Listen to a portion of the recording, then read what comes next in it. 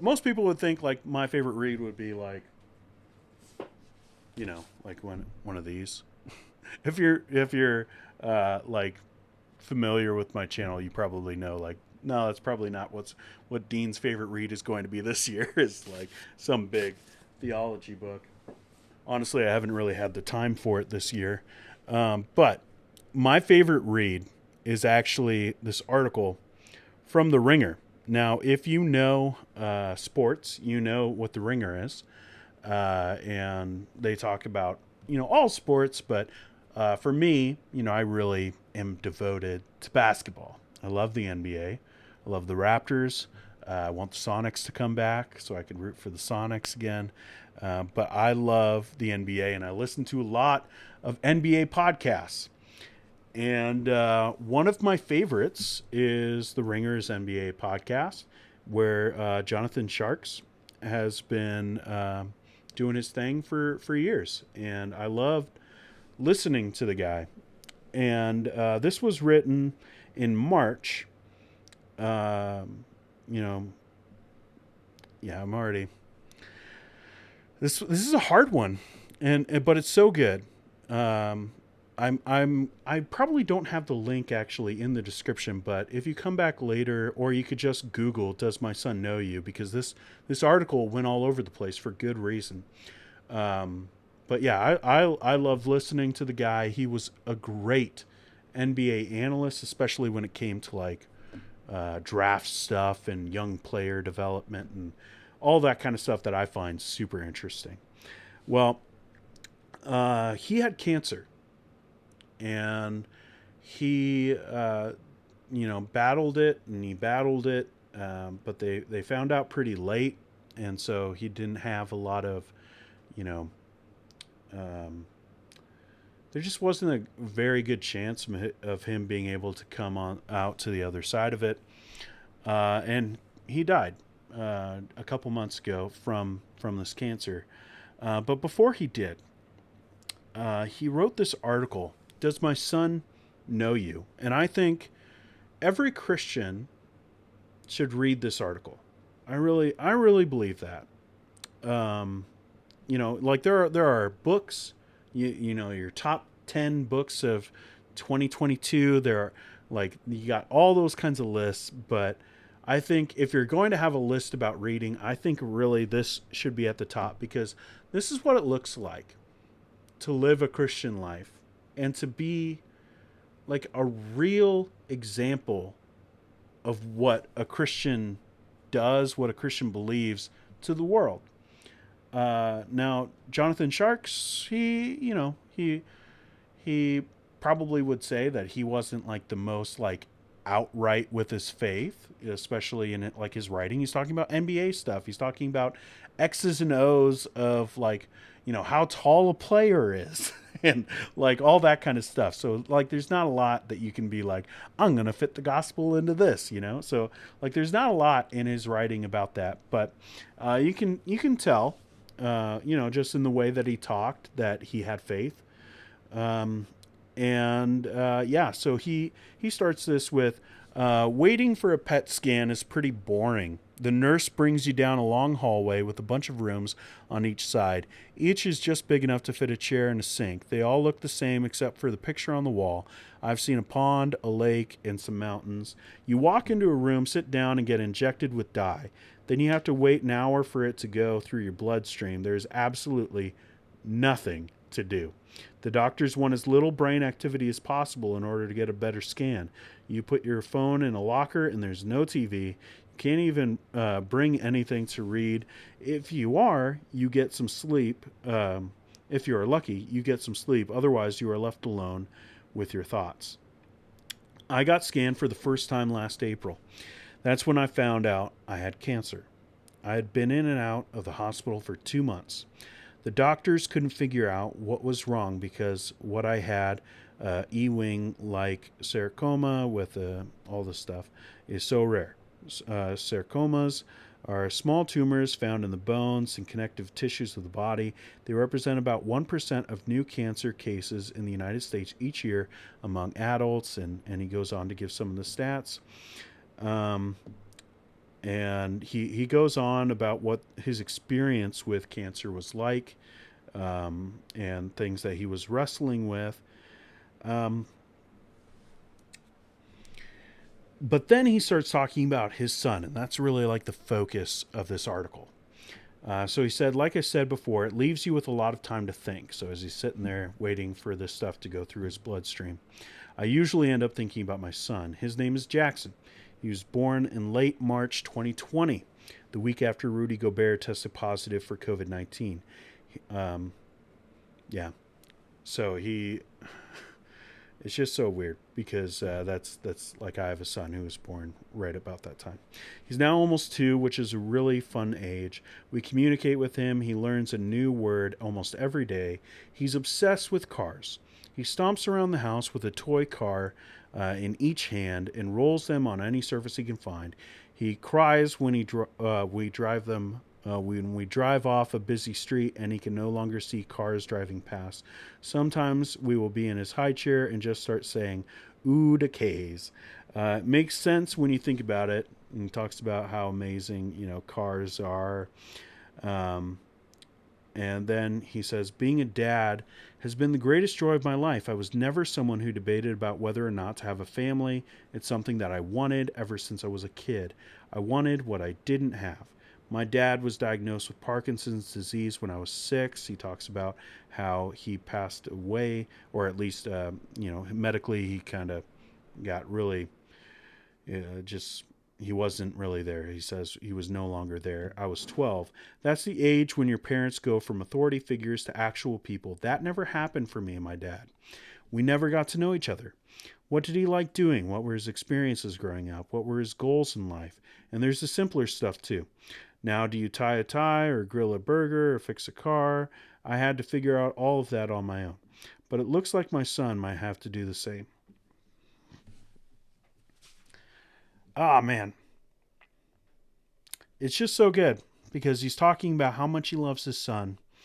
And then he starts really talking about, uh, some of the ideas of fatherhood. And then he starts talking about church. I was nervous the first time I went to a life group. I joined a church the week before, and one of the pastors, a guy a few years older than me, invited me.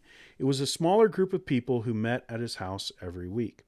I remember walking up to the door and not knowing what to expect on the other side. There was a dozen people in the living room talking to each other. I didn't know any of them besides the pastor, and I barely knew him. I didn't know what to do, so I did what most people would do. I headed over to the table with snacks. Eventually, the chatter died down, and everyone sat in a circle in the living room. They all introduced themselves with an icebreaker, something about their favorite TV show or their favorite snack. I was thinking either I'm supposed to say I'm an alcoholic or this is a cult. Man, been there. But nothing that exciting happened. They sang a few songs and then talked about the Bible for a while. At the end of the meeting, everyone paired off to pray for each other, and the pastor asked me what I thought of the group. And then he asked if I would come back. I said I guess, but I wasn't sure. That was 7 years ago. Some of those strangers from the house that first night are now some of my closest friends. It didn't happen overnight. It took me a long time to feel comfortable. I usually came after the life group had already started and left as soon as it was over. But I was seeing the same people every week, and I was telling them about my problems, and they were telling me about theirs. Do that for a long enough time, or for long enough, and you become friends. You get to know enough people that way, and life group goes from being an obligation to something that you actually look forward to. Making the commitment to come every week is still hard. There are always other things to do. Sometimes you are tired, or you had a long day, or you just don't feel like it. It gets even harder once you get married and have kids.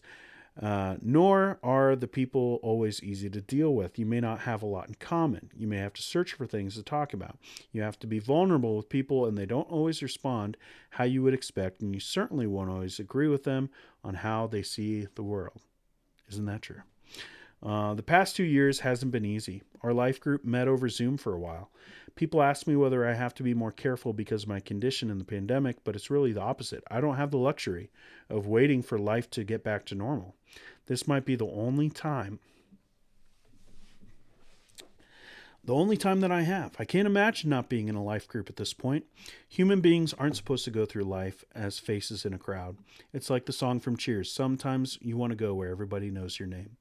Life group is a different kind of insurance. People talk a lot about medical insurance and life insurance when you get sick, but relational insurance is far more important. I didn't need my dad's money, but I could have used some of his friends.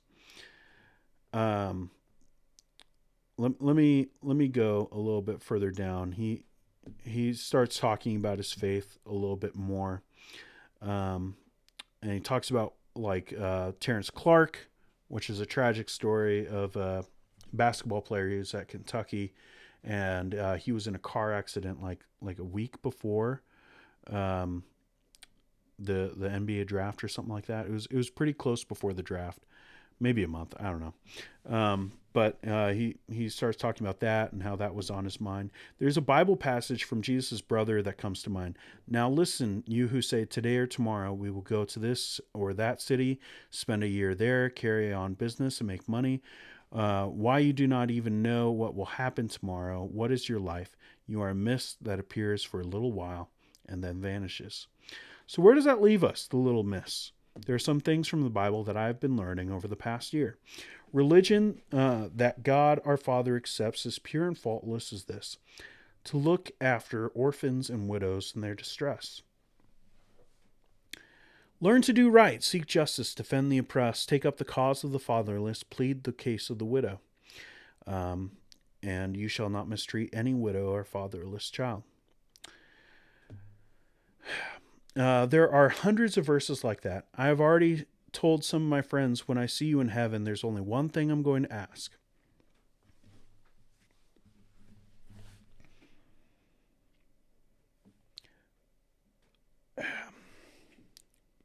Were you good to my son and my wife? Were you there for them? Does my son know you? I don't want Jackson to have the same childhood that I did. I want him to wonder why his dad's friends.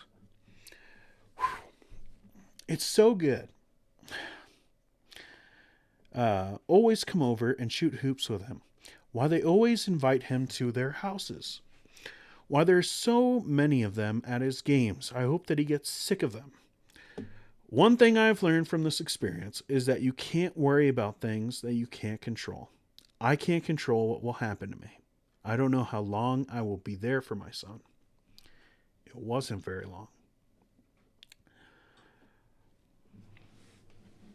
All I can do is make the most of the time that I have left. That means investing in other people so they can be there for him. This is what it looks like to be a Christian and experience suffering. Like, he's an NBA guy.